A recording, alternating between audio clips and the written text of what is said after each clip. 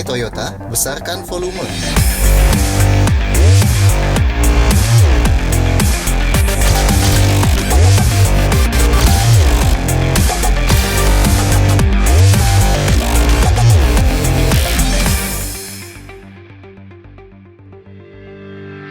Ini adalah Toyota Fortuner baru, SUV diesel leather frame Toyota yang baru aja dapat facelift atau penyegaran lagi. Nah, salah satu bahannya sekarang langsung kelihatan ya, lampunya ini khusus yang varian paling atas dapat lampu baru yang mirip punya model legender di luar negeri yang dari dulu dicari-cari ya sama orang sini. Nah, buat detailnya simak di 10 hal yang dari Toyota Fortuner facelift.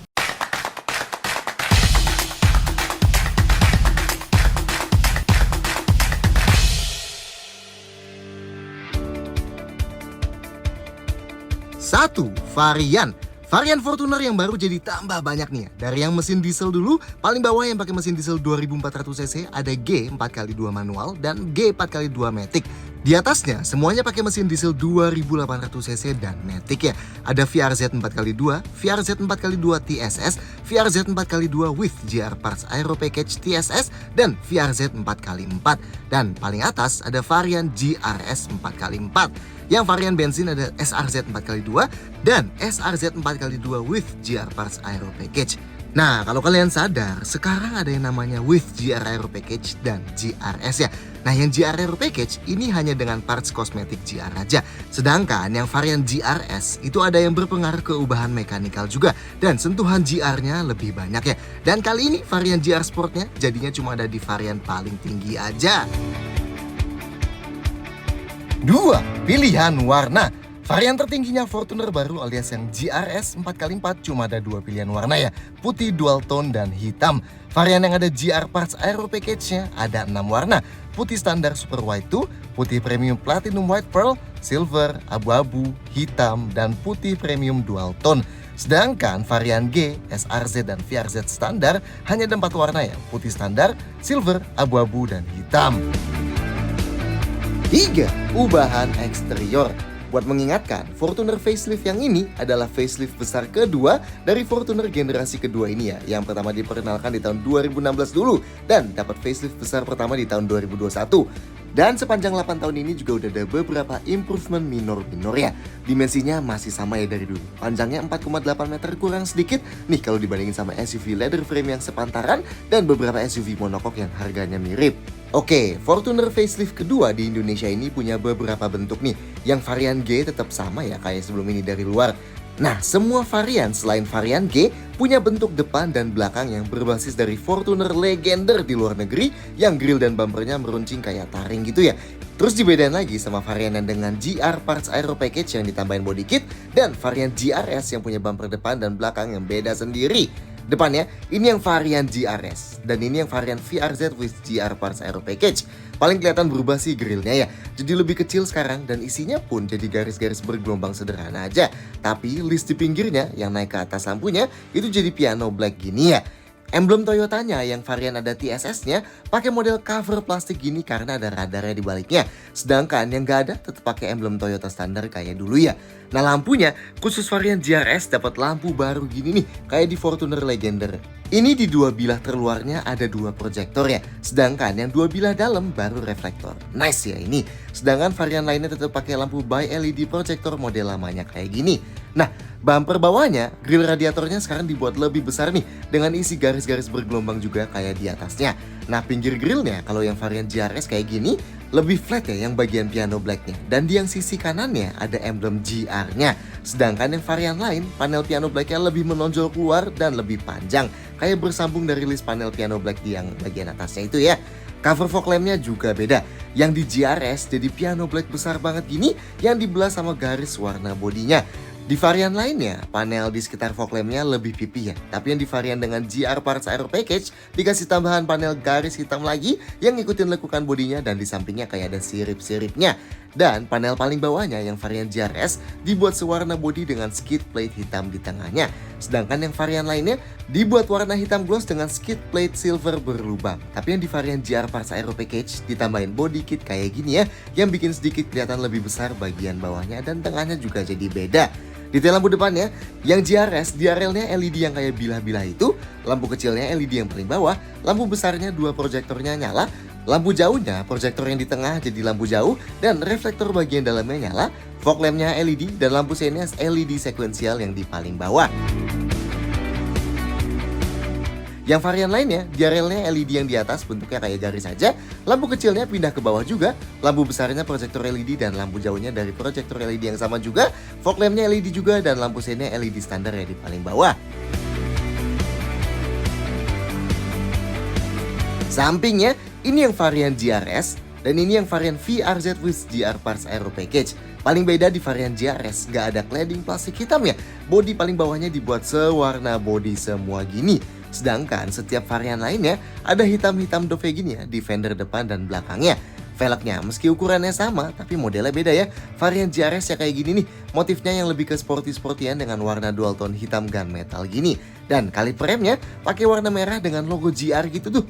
Jadi kontrasnya lebih kelihatan ya. Dan ini dipasangin ke ban Bridgestone Dweller HT dengan ukuran 265/60R18. Yang varian VRZ dan SRZ velgnya kayak gini, dual tone dan motifnya 5 spokes gini ya. Nah di varian VRZ dan SRZ yang dengan GR Parts Aero Package, motifnya sama tapi jadi hitam gloss gini warnanya. Dan kaliper remnya warnanya silver standar aja ya. Bannya ukurannya sama kayak GRS, 265/60R18 juga, tapi pakai Dunlop Grand Track ya. Oh, handle pintunya sekarang jadi sewarna body gini. Lainnya sama sih ya kayak sebelumnya. Kayak ada roof rail gini, ada side step hitamnya di bawah. Ada list jendela yang berlapis krom sampai mengitari jendela belakang itu, dan pilar B-nya hitam gloss. Varian 4x4 tetap ada stiker Tetra Drive-nya gini di bawah jendela belakangnya. Sedangkan di varian lainnya stikernya nggak ada tulisannya kayak gini.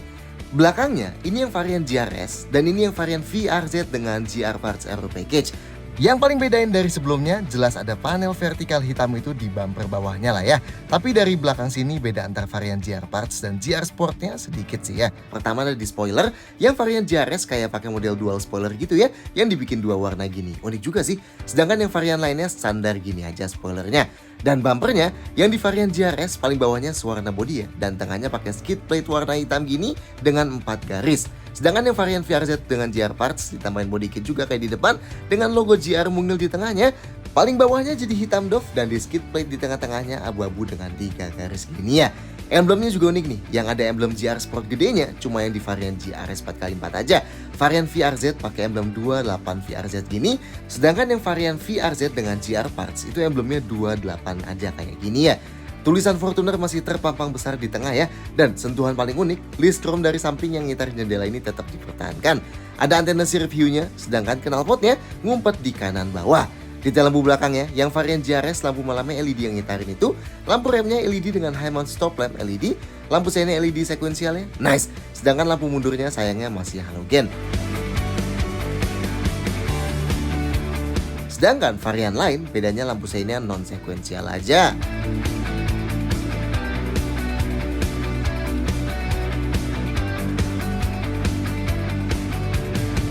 4. Interior mirip.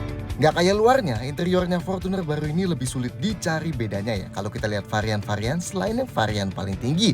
Dashboardnya masih sama dari ujung kiri sampai ujung kanan dan masih punya jam digital jadul itu tepat di tengah atasnya ya.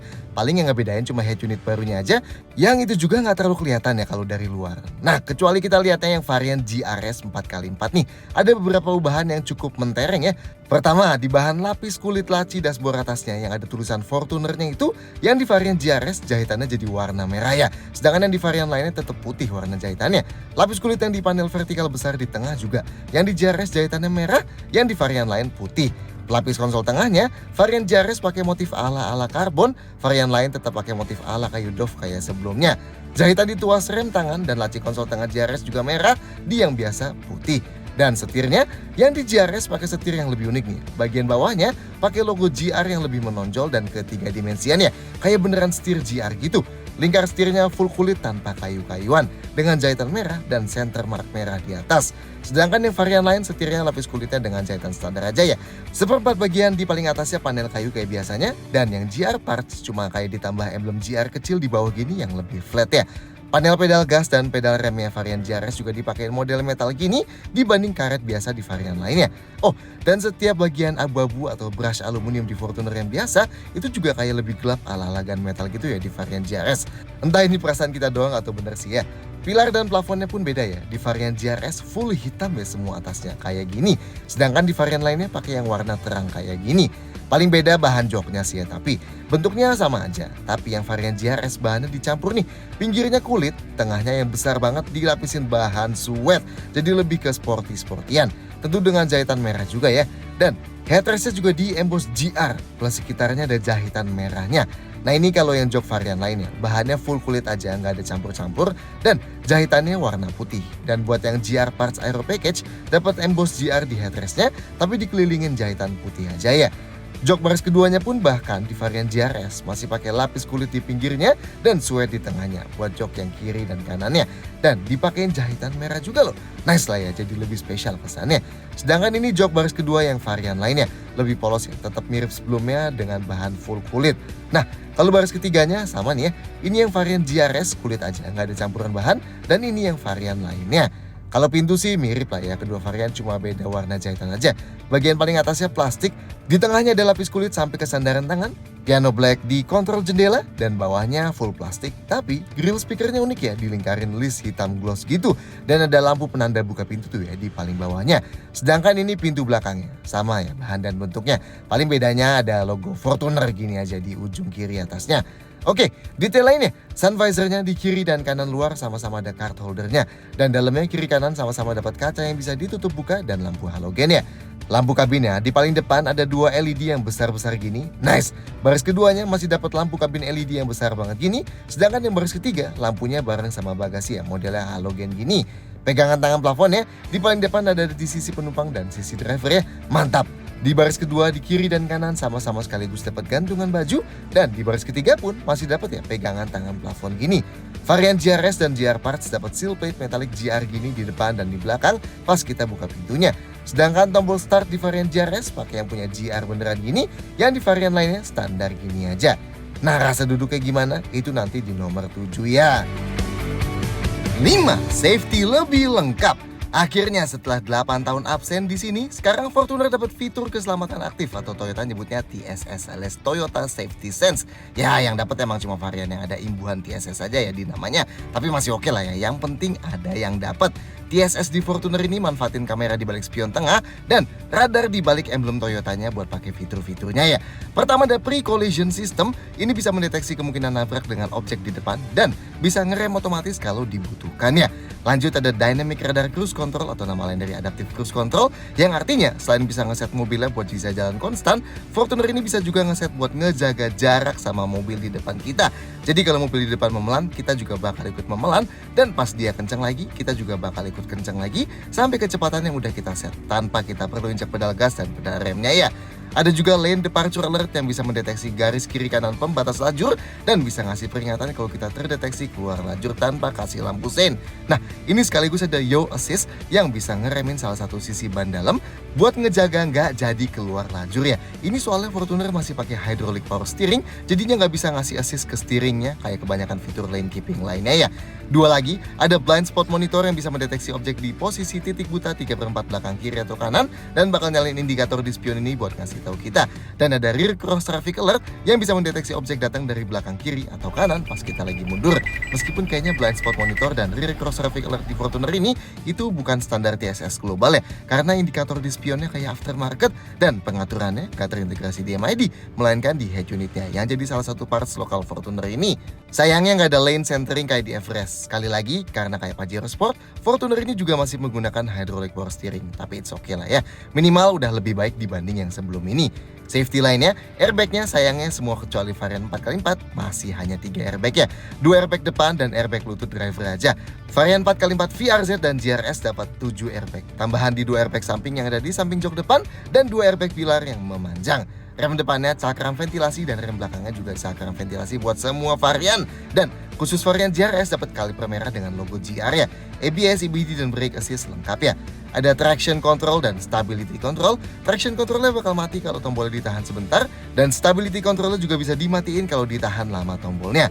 Semua varian juga dapat hill start assist yang bisa nahan rem beberapa detik pas mobil berhenti di tanjakan, supaya kaki kita bisa pindah dari pedal rem ke pedal gas tanpa mobilnya merosot dulu.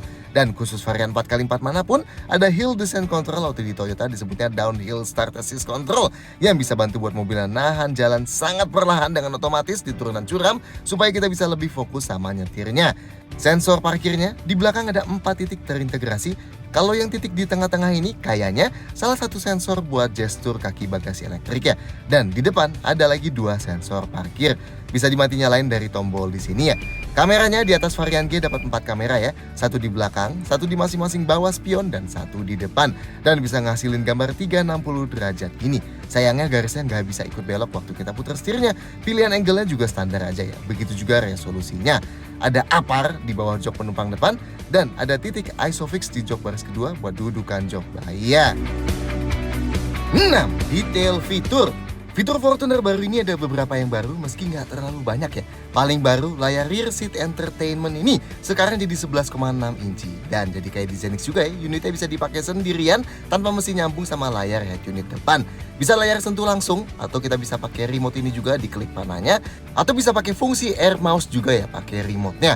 Selain bisa lihat video, foto, dan lagu dari USB yang ada 2 nih, slot USB portnya di kanan dan kiri, ini juga bisa nyambung ke internet via WiFi ya. Karena pada dasarnya ini device Android dan banyak aplikasi-aplikasi yang udah ada nih kayak Google Chrome buat browsing, YouTube, Spotify, Netflix, ada buat remote play Xbox dan PlayStation juga, Smule, Disney Plus, dan mirroring via Miracast. Not bad lah ya.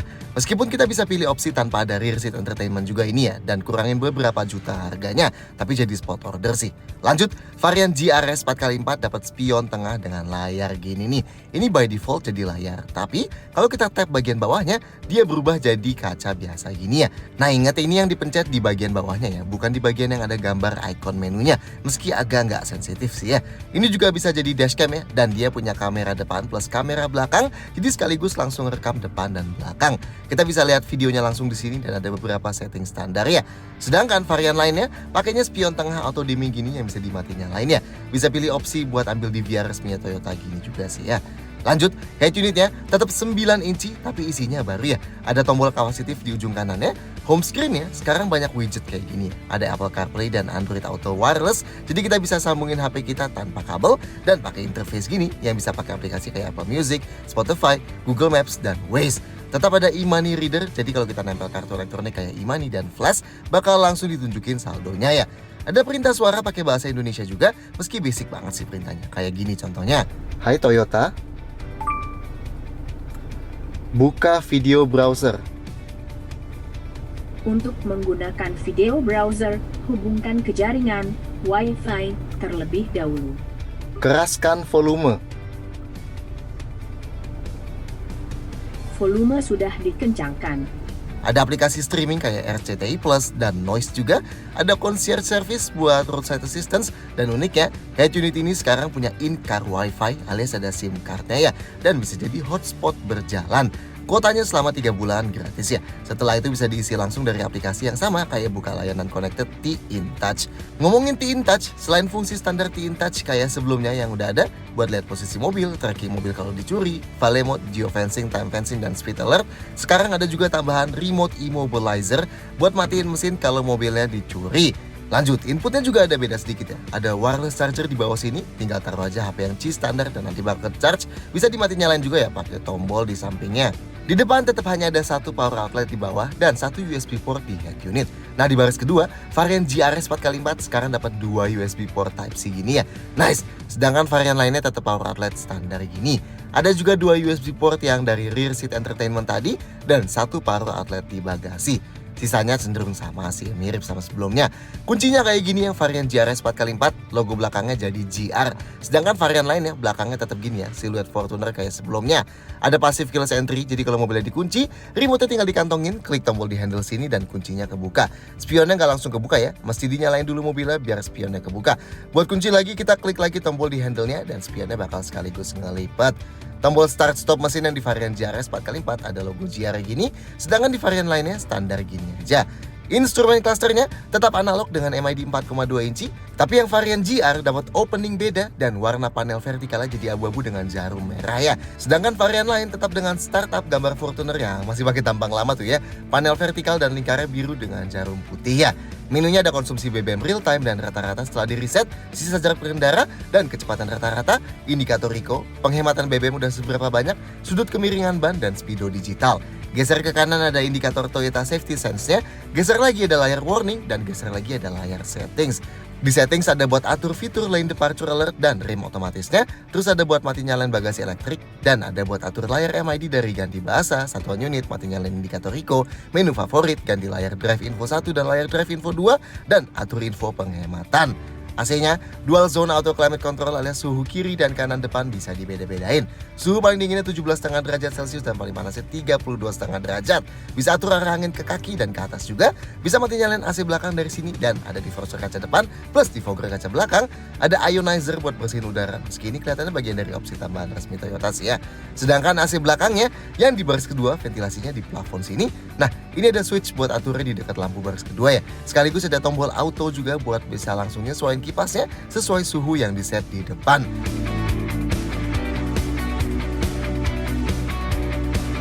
Lampunya otomatis yang nggak ada switch off-nya ya, sedangkan wipernya sayangnya tetap masih intermittent variable aja ya. Keempat jendelanya auto up down, nice. Ini buat atur spionnya.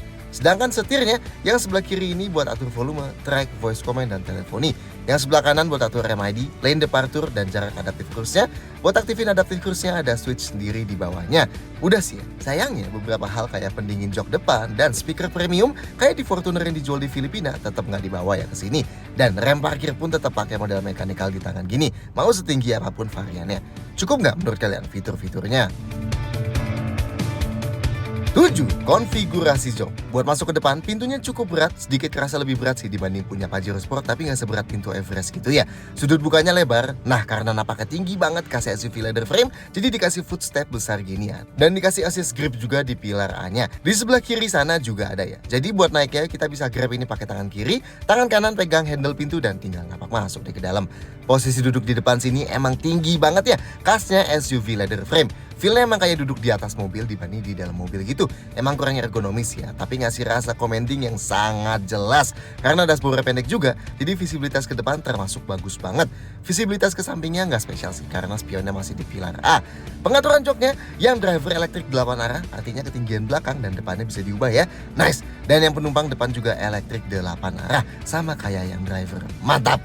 Headrestnya bisa dinaik turunin, posisinya juga cukup maju, jadi kepala kita nggak ngedanga kalau pengen setir sambil sandaran. Ruang kepalanya masih termasuk aman ya buat ukuran SUV leather frame. Oke lah. Sandaran tangan di tengahnya dilapis kulit jadi empuk, tapi ini kecil dan nggak bisa digeser maju ya. Jadi nggak bisa kita pakai buat sandaran tangan sambil pegang setir. Sandaran tangan di pintu juga dilapis kulit, empuk juga. Seatbeltnya bisa diatur naik turun. Setirnya selain tilt bisa teleskopik, tapi tetap ini deket banget sih ya posisinya sama dashboardnya menurut kita. Dan sandaran kaki kiri driver ada gundukan dan dikasih pad karet kecil ya. Oke, sekarang kita ke belakang. Pintu belakangnya sedikit lebih ringan dibanding yang depannya dan sudut bukaannya juga biasa aja, nggak terlalu lebar. Dan sayangnya di pilar B-nya nggak dikasih assist grip kayak di depan. Jadi buat napak masuknya lebih sulit nih ya, bingung harus pegangan sama apa mengingat tinggi banget kan dia. Posisi duduk di baris kedua sini lebih tinggi dibanding di depannya. Nah sudut paha kita nggak naik sama sekali nih, full nempel sama joknya. Yang artinya duduk kita paling propernya dibanding di Pajero Sport atau bahkan di Everest juga. Nice lah ya, termasuk nyaman duduk di baris kedua Fortuner ini meskipun dia sebuah SUV leather frame ya. Joknya bisa digeser maju mundur. Ini kalau dibuat paling maju masih ada sisa ruang kaki tapi udah sempit ya. Ini buat ngasih ruang ke penumpang baris ketiga sih fungsinya. Dan ini kalau digeser paling mundur. Aman banget tapi nggak termasuk luas juga ya. Sedangkan ruang gerak sepatunya nggak terlalu banyak ya di bawah jok depan sini.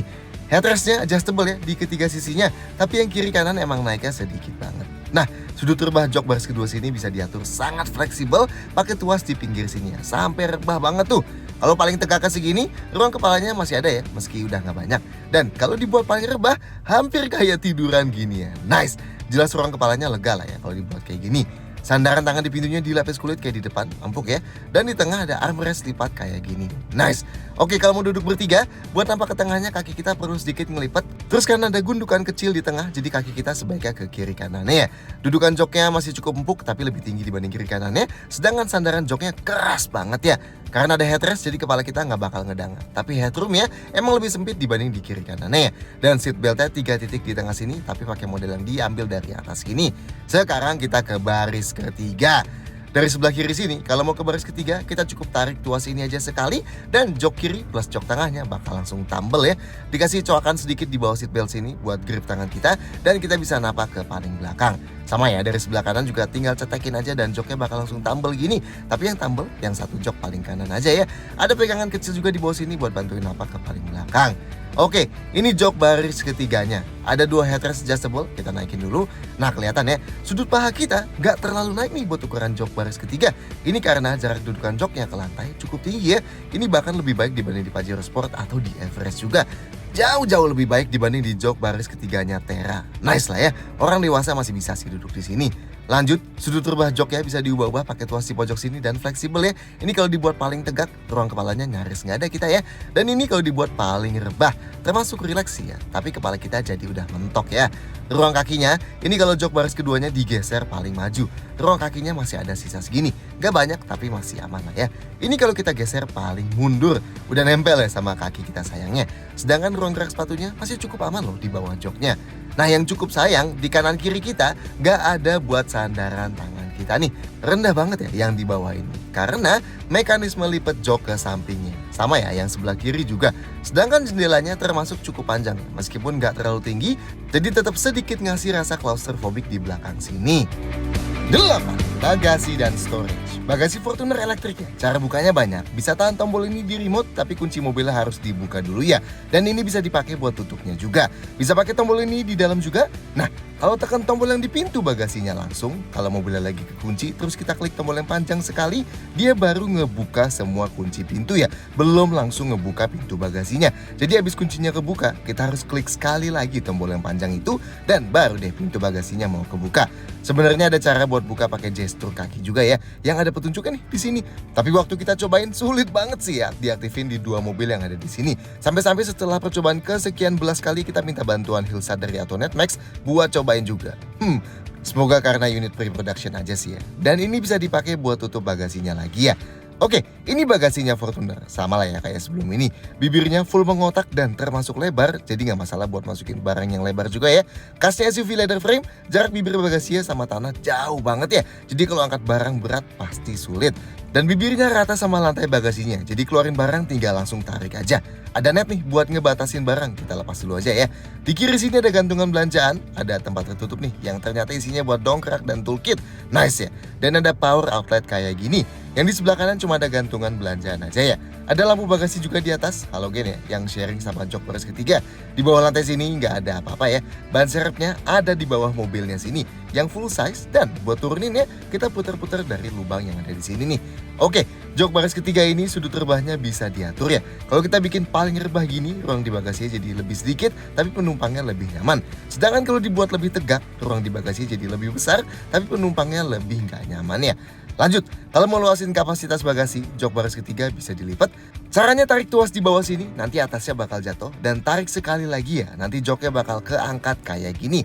Nah, kita ambil tali yang dari dalam sini dan cantolin ke sini nih. Beres deh, satu joknya kelipat. Jangan lupa kakinya lipat juga ya. Ini kita bisa masukin barang lebih besar sambil tetap duduk satu penumpang di paling belakang ya. Jok satunya juga sama ya, tarik, atasnya jatuh, tarik lagi dan joknya naik. Cantolin talinya dan lipat kakinya. Nah ini bagasinya kalau lagi pakai 5 jok aja, lumayan ya. Lantainya rata, tapi paling ada besi-besi ini aja yang agak mengganggu ya. Dan ke depan lagi agak turun gitu ya lantainya. Kalau mau luasin kapasitas bagasinya lagi, jok baris kedua bisa dilipat juga pakai konfigurasi 60/40. Yang kanan dulu bisa dilipat atasnya doang kayak gini. Kalau kita lipat satu doang, kita bisa masukin barang lebih panjang sambil tetap duduk berdua di tengah ya. Nah kalau dilipat dua-duanya atasnya jadi kayak gini.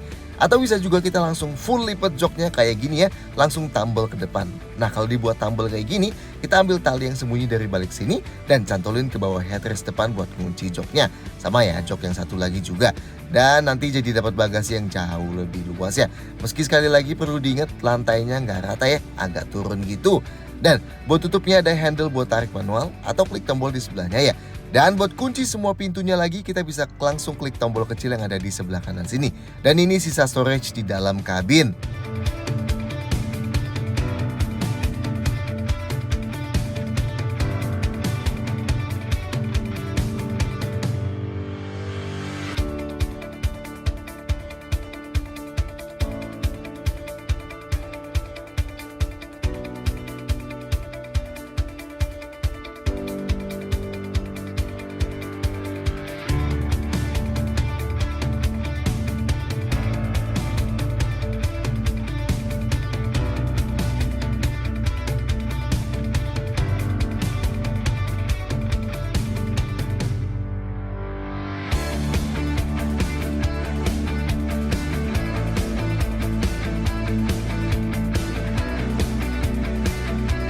Sembilan, mesin dan kaki-kaki.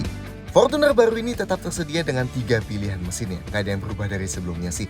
Pertama varian G, pakai mesin diesel 2400cc 2GD FTV dengan variable nozzle turbocharger atau VNT dan intercooler. Ini mesin yang sama kayak yang dipakai di Innova Diesel ya. Tenaganya 148 HP dan torsinya 400 Nm. Ini ada pilihan transmisi manual 6 percepatan dan otomatis 6 percepatannya. Selanjutnya, varian VRZ dan semua yang ada nama VRZ-nya dan GR Sport 4x4 pakai mesin diesel 2800cc 1GD FTV yang pakai VNT intercooler juga. Tenaganya 201 HP dan torsinya 500 Nm. Nice nih yang gede banget. Transmisinya hanya ada otomatis 6 percepatan aja. Bisa dinaik turunin secara manual giginya kalau kita geser tuasnya ke sini atau kalau pakai pedal shift di sini ya. Dan yang varian SRZ pakai mesin bensin 2700cc 2TR-FE. Tenaganya 164 HP dan torsinya 245 Nm. Dan transmisinya sama ya, hanya otomatis 6 percepatan aja. Ini tenaga dan torsinya kalau dibandingin sama kompetitor kayak Pajero Sport, Terra, dan Everest. Termasuk oke sih ya Fortuner yang 28. Nice lah ya. Ada mode berkendara yang mesin bensin 2700cc dan diesel 2400cc, modenya ada Eco dan Sport. Yang mesin diesel 2800cc, modenya ada Eco, Normal, dan Sport. Semua yang 4x2 penggerak roda belakang ya. Sedangkan yang 4x4 part-time 4-wheel drive. Atur transfer case-nya pakai knob ini. H2 itu buat penggerak roda belakang aja, pindahin ke H4 bisa sambil jalan ya, maksimal 100 km per jam. Itu penggerak 4 roda, sedangkan pindahin ke L4 harus sambil berhenti mobilnya dan ada di gigi netral. Nah itu fungsinya buat penggerak 4 roda low range dan di-vlog tengahnya dikunci. Biasanya kepake buat tanjakan atau turunan super ekstrim atau kalau lagi stuck ya mobilnya. Ada limited slip differential juga yang bakal ngelimit salah satu torsi dari ban yang slip ke ban yang punya traksi lebih baik. Dan kalau itu belum cukup juga, ada buat kunci differential lock belakang juga ya, yang bikin ban kiri dan kanan belakangnya muternya sama. Ini salah satu kelebihan dibanding Pajero Sport 4x4 di sini nih, yang nggak dimasukin ya di vlog belakangnya. Nah, khusus varian GRS 4x4, kaki-kakinya juga dapat ubahan ya.